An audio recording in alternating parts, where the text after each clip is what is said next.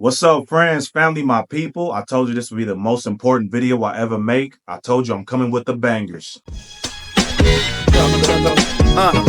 It's not your ordinary news. Coming right out the gate, every vaccine was made with nanotechnology, lipid nanoparticles. Lipid nanoparticles are considered to be a medical device, such as a pair of glasses. You put a pair of glasses on your face, it don't really interact with your eyes directly, but it can help you see better. It is just a device. These nanoparticles are a delivery system. They are literally like a computer.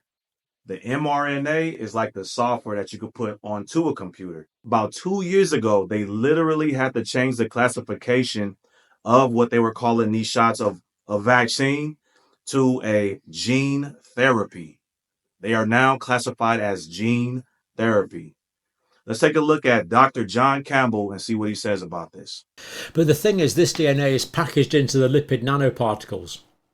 So the DNA that's not supposed to be there is packaged into the lipid nanoparticles with the RNA. And that means it's systemically distributed around the body because these lipid nanoparticles go everywhere. There's the human body cell.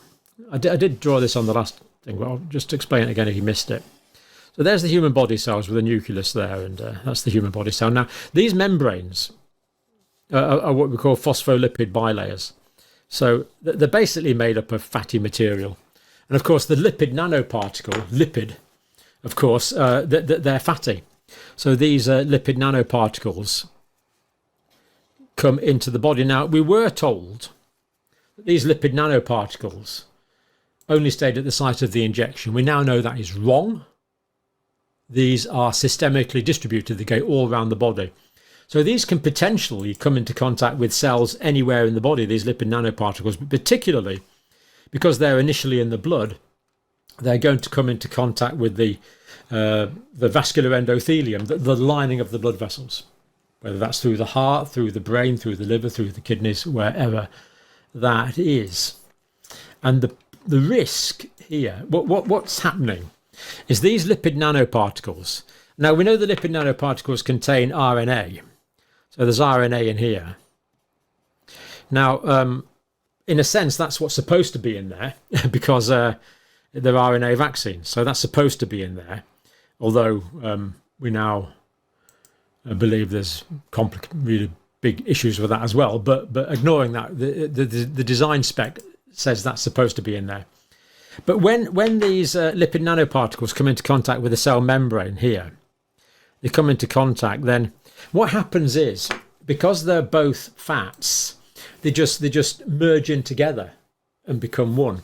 So what actually happens here is that this becomes one. So if you imagine that this is the this is the cell wall here, there, and the lipid nanoparticle comes along, merges with it, then the lipid nanoparticle can just open up like that, merging into one with this cell membrane like this. Merging into one. And then that lets the RNA into the cell. So on this diagram, that would be the RNA going in there into the cell. But now we know there's DNA as well. So the DNA now gets into the cell. So we now get DNA in the cell as well. They are calling this technology new and groundbreaking technology. But let's see how new it really is. If you literally go to nano.gov, our own government's website on this, they just celebrated their 20-year anniversary of successfully integrating this technology. But with a little bit more digging, you can find out that this has been around for over 40 years. This is not new technology, y'all.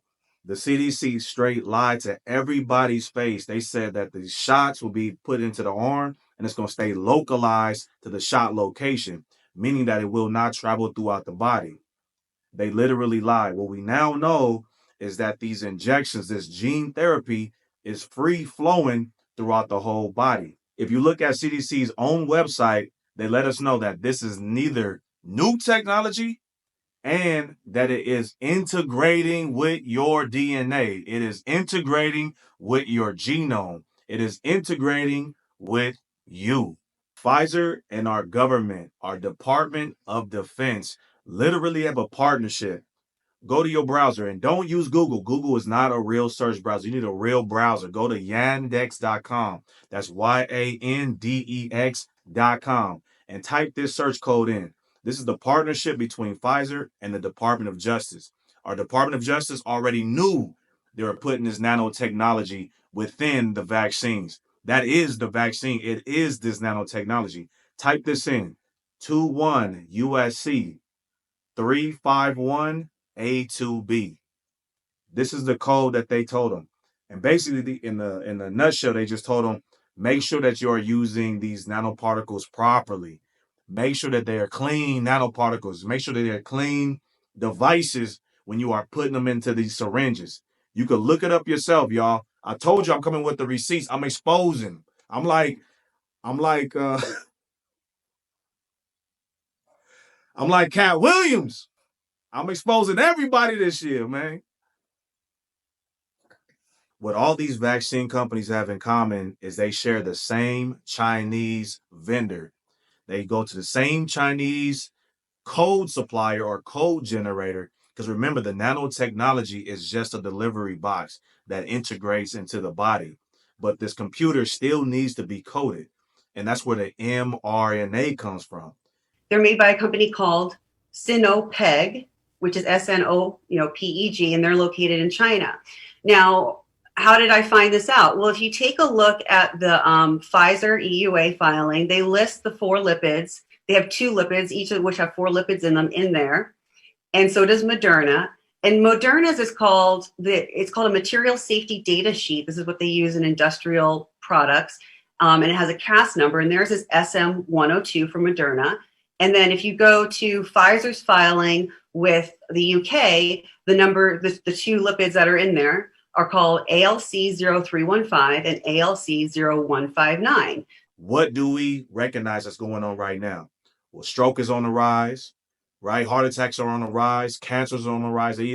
They're calling it turbo cancers right now. Turbo cancers are on the rise right now.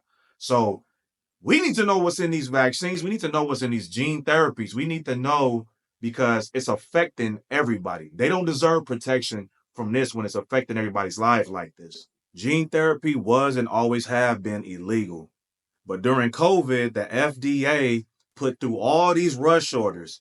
So what they did was they disguised gene therapy under the new umbrella of vaccines. They snuck it in under all these executive orders. They just need help right now, right? So they just snuck it in during all these executive orders. They are so determined to get this vaccine in us that they started actually putting it into the food supply, the vegetables, the fruits.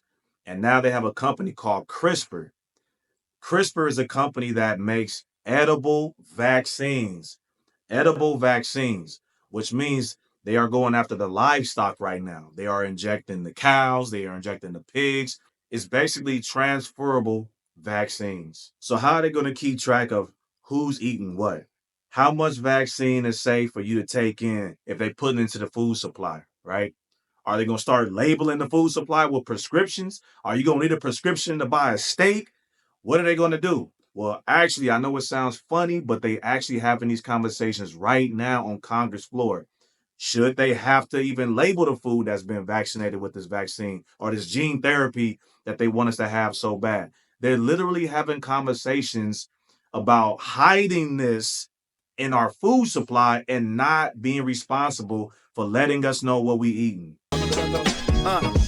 Moderna and Pfizer are both on record talking about how they know that this mRNA technology is programmable software for the body. So remember, the nanoparticle is just a delivery system. And then you also have the mRNA, which is the software that goes into the delivery box. They are both on record talking about that they know that this is programmable and they know that this is going into the human body. You may have to go to the Wayback Machine to pull up these articles on Moderna and Pfizer talking about this technology, but it is there. Let's take a look at the Kingston report. Look at some of the definitions that they have on there.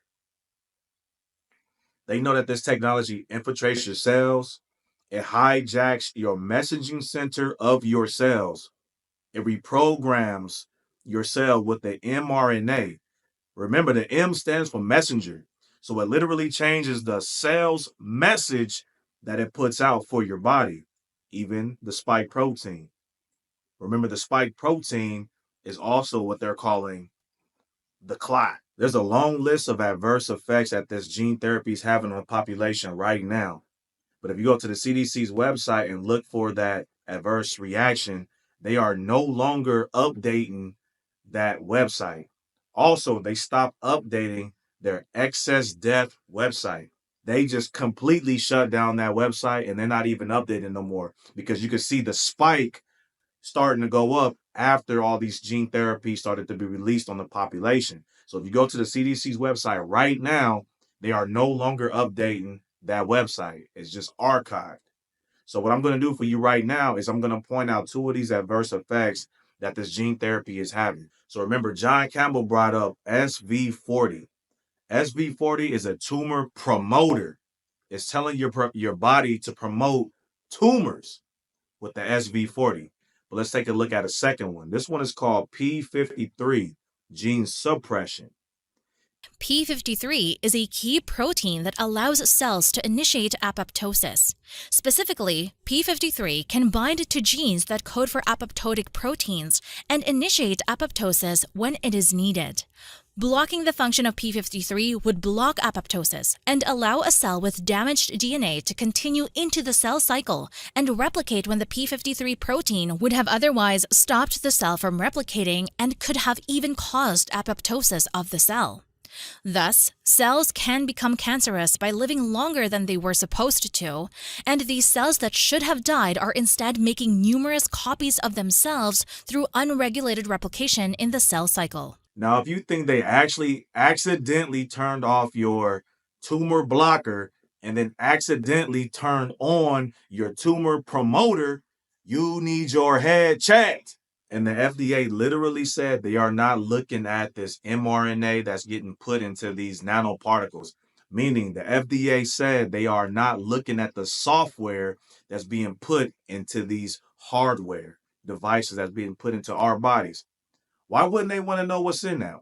Why wouldn't there be an inquiry as to what they are putting into these gene therapies? Ask yourself that question. These nanoparticles are self-assembling and they could be positioned anywhere in the body.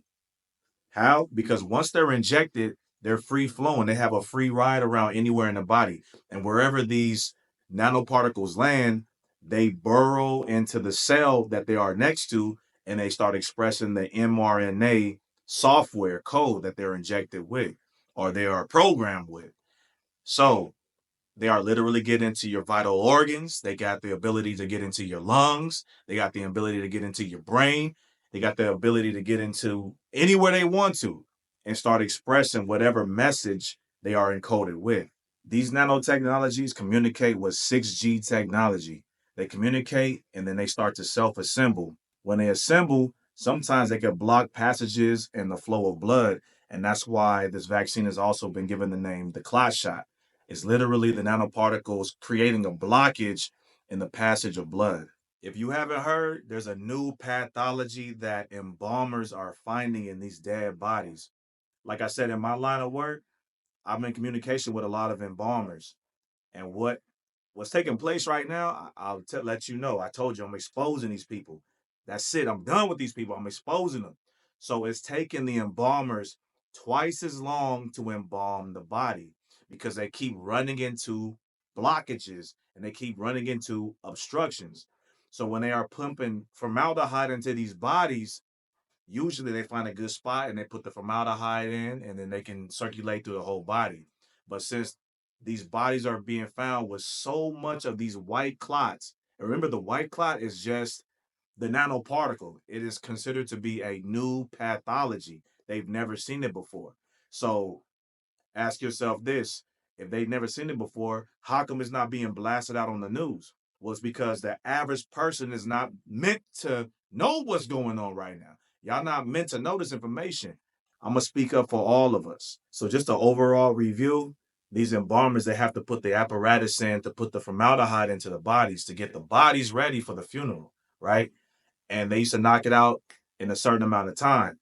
But what they're finding is now these dead bodies are being found with these white clots. It's a new pathology. So when they pumping the formaldehyde in, they run into a blockage. So they have to take the apparatus out and find a new location on the body to then put the apparatus back in and try to circulate the formaldehyde through the body that way. But then they run into another blockage. So, for example, if it took them 30 minutes to embalm a body or however long it takes them, it is now taking them twice as long. Y'all ain't gonna hear this nowhere else. I'm letting you guys know that this is what it is. These white spike proteins that they're talking about are literally just the lipid nanotechnology. And let's talk about vaccines in general while we at it.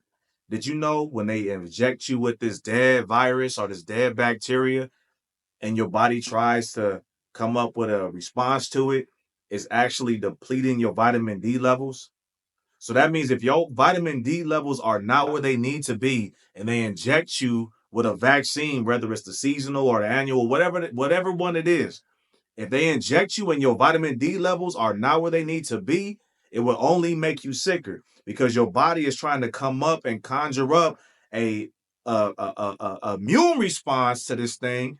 But if you are not where you need to be, it can't really kick into full gear, but it still depletes your vitamin D levels.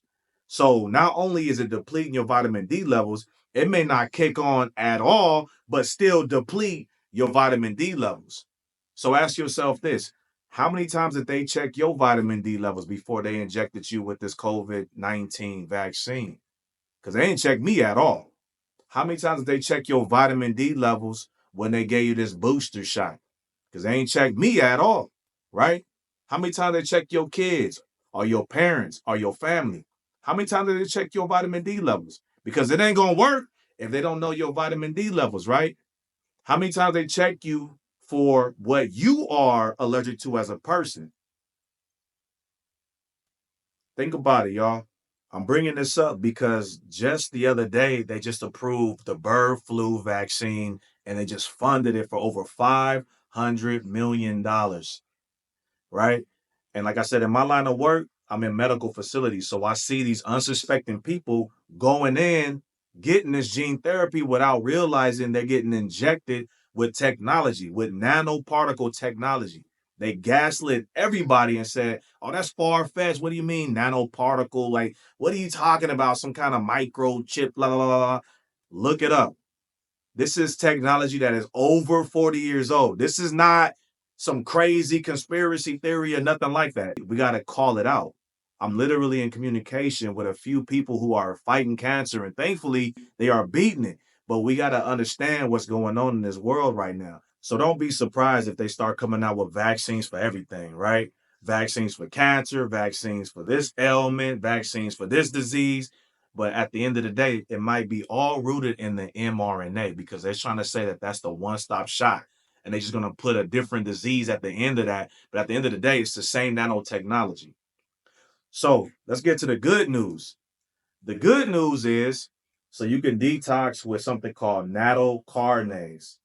Natto carnase is a Japanese fermented soybean and is known to dissolve blood clots. It's also known to inhibit infected cells. So if you have infected cells or you have nanoparticles in you and you want to flush that out and detox that out, the only thing that I could think of that I was told by professionals is natto carnase.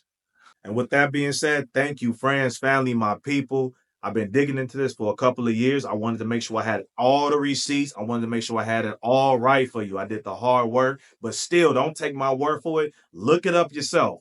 Everything that I'm telling you is 100% facts. Look it up yourself. You owe this to your family. You owe this to yourself. Do some research. Do some digging. Because whether you're paying attention to it or not, it's still happening, y'all. Life is going to happen to you. You might as well be informed about what decisions you're going to make because they still advertising this stuff as we can see, right? So thank you again, friends, family, my people. I'm tired and I am out. Thank y'all. It's not your ordinary